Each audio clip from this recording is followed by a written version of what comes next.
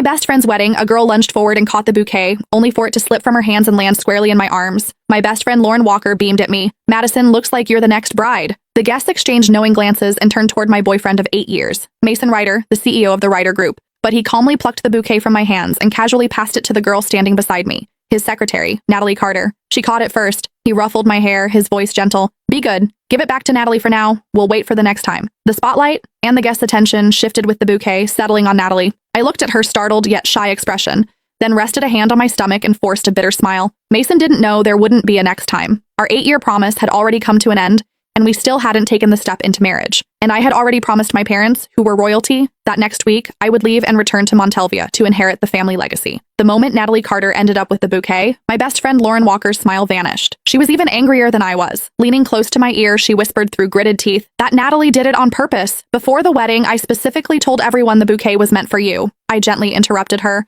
"Lauren, today is your big day. Little things like this don't matter. But you've waited 8 years just to marry Mason," she said anxiously. "And now you're carrying his child. If you still don't have the wedding soon, it's okay." I turned my head calmly and looked toward Mason Ryder. Natalie, holding the bouquet, was sitting right beside him. The distance between them was far closer than what a secretary should reasonably keep. Most of the guests were friends who knew both Mason and me well. Their eyes drifted toward me, curious, sympathetic. Lauren grew even more upset and squeezed my hand tightly. "Madison, I looked into Natalie earlier. She's a calculating gold digger who specializes in seducing rich men. She's been trying to get close to your boyfriend for months. You need to be careful. Lauren, you're the most beautiful bride today. Don't worry about me." I squeezed her hand back and gave her a faint smile. "Besides, I'm not planning to marry Mason anymore. I haven't even told him I'm pregnant." My words were so shocking that Lauren's eyes widened as she stared at me in disbelief. After a long silence, she finally remembered that the wedding ceremony still had to continue. When the wedding ended, Lauren hugged me tightly. "Madison, if you need any help, just tell me. I support whatever decision you make." "What decision?" After she left, Mason walked toward me, calm as ever.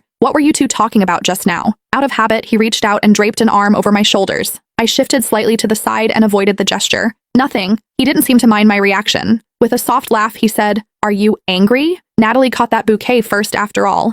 She's a young girl. Of course, she dreams about weddings. Catching the bouquet was just her way of borrowing a little luck. Didn't we agree we'd wait for the next time?" He leaned closer, stroking my hair as he patiently tried to soothe me. "Why care so much about Lauren's bouquet? When we get married, I'll prepare an even more beautiful one for you. You can have as many bouquets as you want." Silently, I curled my fingers into my palm and looked straight into his eyes. "Can we get married this month then? Lauren and I made a promise when we were kids. Whoever married first, the other would marry right after. We would be each other's bridesmaids and witness each other's happiness." The air seemed to freeze. Mason's hand, which had been brushing my hair, paused midair. A few seconds later, he chuckled lightly. "You're still taking childhood jokes seriously? I'm the CEO of the Ryder Group. A wedding can't be thrown together so hastily."